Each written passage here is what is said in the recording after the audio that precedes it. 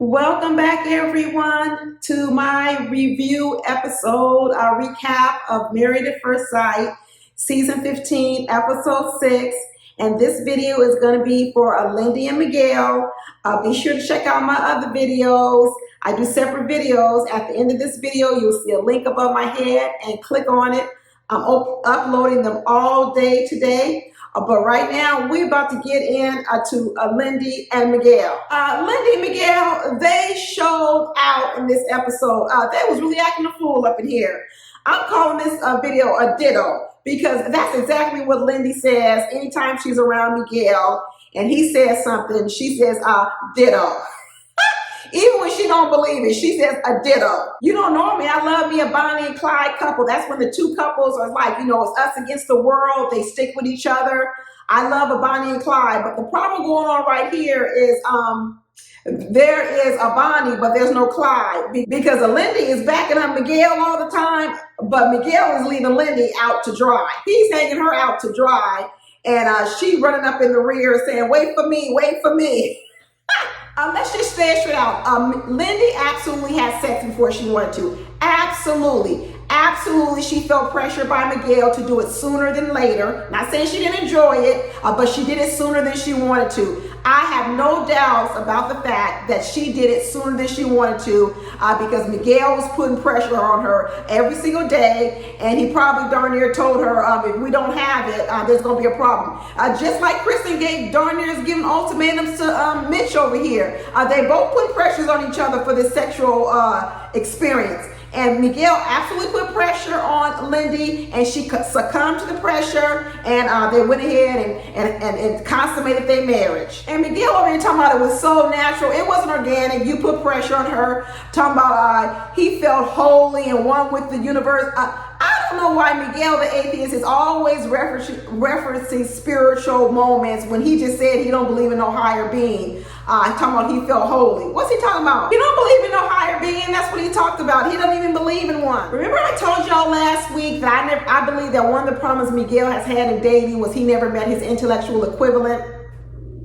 Because I do think that Miguel is highly intelligent. And one of the things about happens to some people who are intelligent is they can use their intelligence as a weapon to manipulate other people or look down on other people or overly scrutinize other people. And I think that's a part of what Miguel has going on with him. Because when they were talking about that whole who had sex, when all the fellas were together and they were at the little wherever sitting down talking about it, and Miguel revealed that he and Lindy had sex, and then he found out that Nate and Stasha didn't have sex. And he was like, what's the problem? What's the problem? I don't understand what's the problem? What's the wait for? It was almost as if, why are you coming at Nate so hard? If he's saying that they don't want to have sex, they want to wait. What it was doing to Miguel was Nate saying that he was waiting for his wife and respecting his wife and wanted something more deeper and respecting his wife. It triggered Miguel. When he heard those words of respect and wanting something deeper, it made him feel bad about pressuring Lindy. He may not have felt bad about it because he really wanted to do it, but it triggered him. It was almost as if Nate was telling him, I'm better than you for waiting for my wife, and you're worse off because you pressured your wife. And even though Nate didn't say those words, that's what Miguel heard in his ear, because the contempt he had for Nate and to say, oh, he's lying, he's fake, he's phony, that was because he didn't like the fact that Nate said he has been able to deny his flesh for honoring and respecting his wife. And Miguel didn't like that. Miguel felt offended by that. And that's been one of the biggest problems between Miguel and Lindy. When I first saw this couple, I thought they weren't going to make it. I said, oh, these two aren't going to make it. My very first video, if you go back, I said no to these two, my earliest prediction, because I thought these two would be too much in their feelings. What I'm finding out about now is they both are in their feelings. Both of them are in their feelings. Because this episode surely showed it. When either one of them gets offended, you know what they do? They do this passive aggressive stuff and they strike out at people. Miguel got in his feelings when Nate said he hadn't done it and he wants to respect his wife. And then also Lindy got passive aggressive and all in her feelings when Stasha told her, I'm surprised that you did it because you said that you wanted to wait. And this seems to be a little bit inconsistent with what you said. And Lindy got all in her feelings. Also, Lindy got her feelings because she felt judged by Stasha. Because Stasha kept saying it's such a precious thing that she wanted to wait.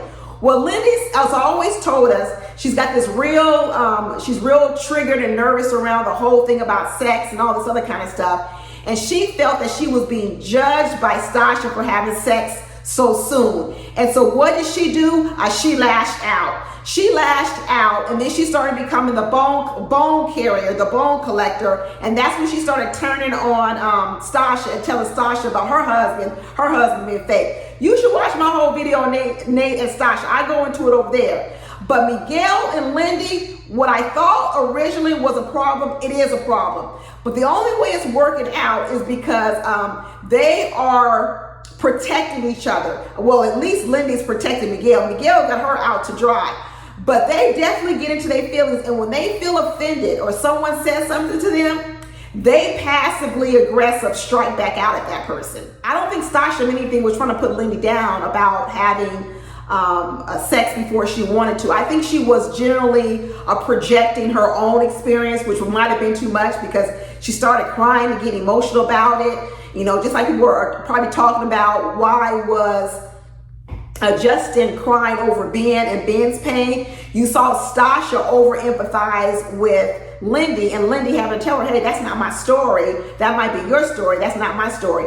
And we're finding out that Stasha, you know, she seems to have a little bit of trauma behind her relationship, because I don't know when Stasha's real relationship was, because she tells the story she hadn't even dated in 2 years, and now we find out her last relationship was a long distance one. That's not no real relationship. Anytime you have a long distance relationship, you're really only experiencing at most 50 to 40% of a relationship. So I don't count those as real relationships. So who knows when the last time Stasha had a boyfriend in town. But anyway, the projecting, and although Stasha thinks she was coming from a good place, it offended Lindy and it embarrassed Lindy. And Lindy was like, I don't want to be judged like that for having sex with my husband. And you know what her get back was? When she started bringing up, well, your husband is fake and phony and he's overly curated.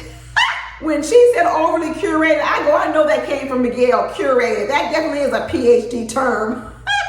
He's like, he is over curated. It's just a little bit too much for him. But Stasha had something for Lindy. She's like, you don't need to tell me nothing about what the red flags are with my husband. I know what red flags look like. I know what the caution flags when I see them. I got this covered. You don't need to be worried about that. And Stasha gave her a look. And Stasha ended up getting them back at that dinner. I'm calling it the Real Housewives of San Diego, because she came from Miguel's neck and said, you over here worrying about my husband. Let's ask you some questions. Where are you from? What you do? What's your story? Because you over here passing judgment on my husband, but let's talk about you. But you know, he got saved by that mariachi band. Because if that mariachi band hadn't come out when it did, it was going to be some fireworks at that table, I guarantee you. Miguel might be a bit of a know-it-all. He might think he walk on water. He might think he Jesus.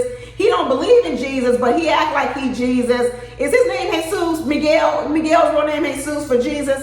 But let me tell you, his wife, Bonnie, came to his aid, hugged him, kissed him, rubbed his head, and was like, don't worry about it. I got you. We know who we are. They were doing their little Bonnie and Clyde. When they went back to that hotel room, passive aggressive Lindy said, these people are ridiculous. We the only ones being real out here.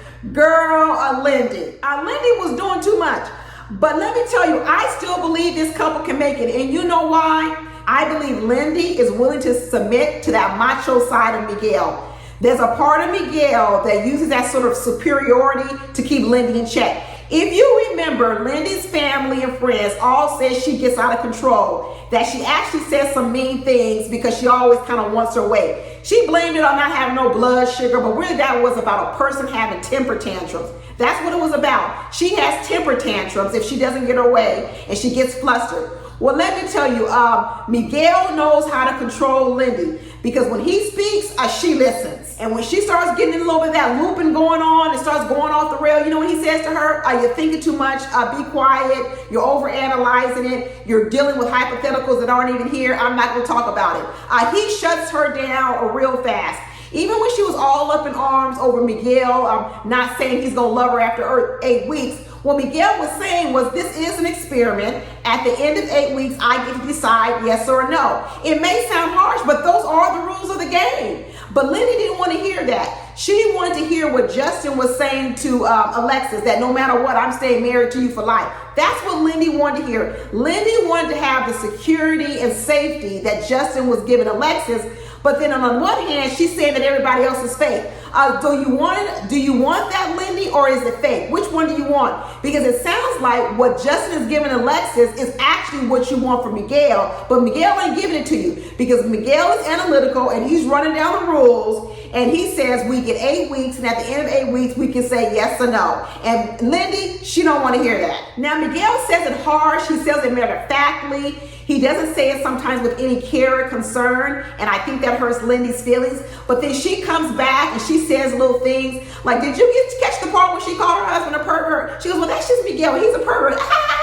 See, that's that passive aggressiveness of Lindy. She did it last week when she told Miguel, when he said to her, why are you so young? And she said, well, why are you so old? That's the Lindy. Her parents and family had said, Lindy has this side of her where stuff comes out of her mouth that isn't so nice. And we're starting to see glimpses of it. She even warned Miguel. She said, when we get back to San Diego, I don't want you to have no problems with my work schedule because I'm going to be coming and going as I want, working when I want, spending my money the way I want, going to drink with the girls when I want, going on trips with the girl when I want. I hope there's not going to be no problem. And Miguel said, oh, well, let's not talk about hypotheticals. But Lindy, there's going to be a problem and you're going to end up submitting to Miguel because Lindy thinks that she can walk around with all this student loan debt and not work 40 hours. That's what she thinks, and that's what she's telling Miguel. Don't bother me, because this is what I'm going to do, and this is what I want to do. And Miguel said, oh, we'll worry about that when we get to that bridge. We'll cross that bridge when we get there. Well, let me tell you, Lindy, when you get ready to cross that bridge, there's going to be a big old stop sign waiting for you. It's going to be the Miguel stop sign. You will be working 40 hours, and you will be paying off that student loan debt, and you won't be running around here doing all the hell what you want to do with no accountability. Miguel is going to be the chaperone of Lindy. Because I think Lindy actually does need a little bit of a chaperone. I'm starting to see some sides of her where she might need a little bit of molding. So as long as Lindy's going to be willing to submit to Miguel and keep up with this Ditto thing, these two actually can make it, y'all. I think they can make it because I don't think she's going to challenge him as much as maybe other women challenged Miguel, and or those women walked away from Miguel because they was like, I'm not your student, I'm not your child, and they walked away from Miguel. And Miguel also probably felt that they weren't his intellectual equivalent.